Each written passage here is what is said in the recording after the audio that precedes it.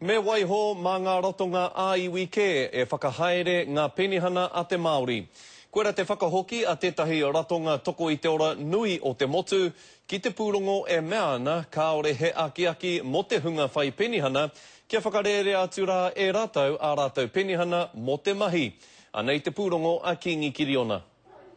Ko te wā kai he taonga nui ki etahi o e nei tamariki o Waipareira, e ai ki tētahi pūrongo, ko tahi o ia rōpū tamariki e rima, kei rō whānau whai penihana.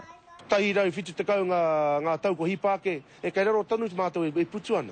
Nō reira, homai hia ngā pūtea ki a mātou, ki ngā Māori, mā mātou anu ki o tātou hunga e hiki e whakatika i roti ngā tau mahatanga.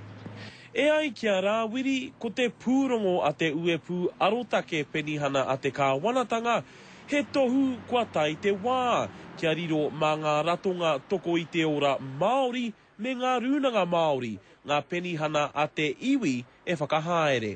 Mai rāno wēnei whakaaro o Waipareira. Ko te mea no hoki, ka tarea mātou te mai wēnei mahi, nā tēnei mea te whānau ora.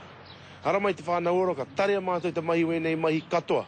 I tēnei wā, kei te taki wā o te toru rau e whitu te kau mano ngā tāngata whai penihana o Aotearoa. We are more generous in New Zealand than a lot of other countries. So, I think the basic thought here is, when they set up the welfare system in New Zealand, was that the intention of those that devised the system, that people would go on and stay on for, often a lifetime? He oi kei te whakahea me tīria tūrei o te rōpū kākāriki. Hei tāna kua roa a ngā hinara e kawa ana ki te tuku penihana.